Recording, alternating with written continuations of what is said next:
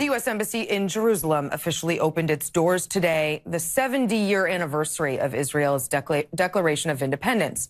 President Trump's decision to move the embassy from Tel Aviv represents the fulfillment of a promise the United States made over 20 years ago when Congress passed the Jerusalem Embassy Act in 1995, a move supported enthusiastically by both Presidents Clinton and Bush.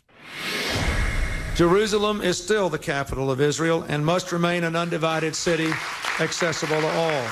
As soon as I take office, I will begin the process of moving the United States ambassador to the city Israel as chosen as its capital.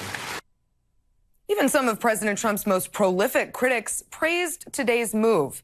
Democratic Senator Chuck Schumer said in a statement, "In a long overdue move, we have moved our embassy to Jerusalem. Every nation should have the right to choose its capital. I sponsored legislation to do this 2 decades ago, and I applaud President Trump for doing it." The move was supposed to wreak new havoc on the region, and if you watch a lot of the coverage of the mainstream media, it sure seems like it has. While there has been violence today, mass demonstrations have been going on in Gaza for the past many weeks now, orchestrated in large part by the terror organization Hamas. The group has explicitly said that it is encouraging protesters to violence, promising that thousands of Palestinians would storm Israeli security fencing. Hamas leader Yahya Sinwar said, "What's the problem with hundreds of thousands breaking through a fence that is not a border? We can't stop these protests. We are supporting, even leading them." He went on to compare the protests to a tiger running in all directions and promised that Hamas leaders are ready to die along with tens of thousands. Despite the goal of widespread violence, the protests have been largely concentrated in the Gaza Strip, the area controlled by Hamas. So how significant is this move for Trump, for America, for Israel, and for the region? Joining me now for some perspective on the opening of the U.S. Embassy in Jerusalem is Israeli Ambassador to the United Nations, Danny Danon. Ambassador, thank you for coming. And I want to talk about Hamas in a minute. But first, talk to me about this historic move and what it means for Israel. Good evening, Essie. Indeed, history. We waited for that for so many years. Jerusalem has been the capital of the Jewish people since the days of King David. And many presidents promised to do it, but President Trump is delivering. We are grateful for that. There was a beautiful ceremony in Jerusalem, and many other countries will follow the U.S. The president of Guatemala, President Morales, will come tomorrow to Israel and will open his embassy. The president of Paraguay and many others will follow the U.S., and I think it is only the beginning.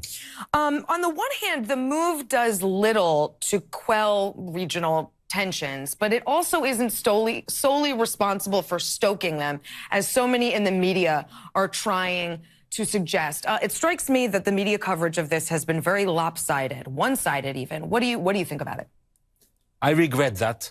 You know, when you look back what happened in 1948 when President Truman took another bold decision to recognize Israel, he was criticized for that. Some in the State Department told him it was a bad timing, but he did it. And look what's happened today, 70 years later. We have a flourishing democracy as the strongest ally of the U.S. in the Middle East. So I think people will praise this decision in the future. What kinds of tactics are Hamas using to stoke tensions or propagandize off of this move? This is unfortunate. Look what's happening today.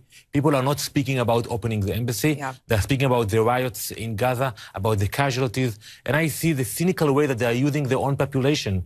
I have warned the Security Council 2 days ago. I told them, look, what will happen? They will send kids into the fence. There will be casualties, and then we will meet here. And tomorrow morning, we're going to have an emergency session of the Security Council to discuss the situation in Israel today. That is because Hamas is orchestrating those riots. They want to see more casualties, and we have to defend our border, and we'll continue to do it. And I know you want the UN Security Council to condemn Hamas. Are you confident they will? For sure it will not happen. Right. I think the Security Council is not able to do it. And I think once they will do it, they will send a message to the Palestinians. Why do you think they're not able to do it? Come back to negotiate with Israel. Yeah.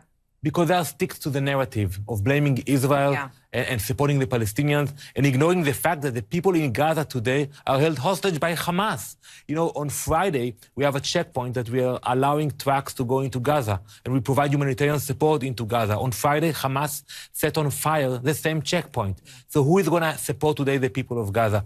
I think the people in the Security Council should change what they are being doing for the last 15 years. Yeah. Do you think, and this is hard to answer in a quick interview, but do you think there is still a pathway to peace? I hope so. Look what happened with Egypt. We had 4 wars with Egypt, and now we have peace. Same with Jordan. Once we will find a Palestinian that loves his children more than he hates us, we can sit down and negotiate peace. Ambassador Denon, thank you so much Thank you very for being much. here. I appreciate it. On his biggest decisions like this Jerusalem move, Trump is guided by gut feelings. So how much longer can he keep avoiding the long game? That's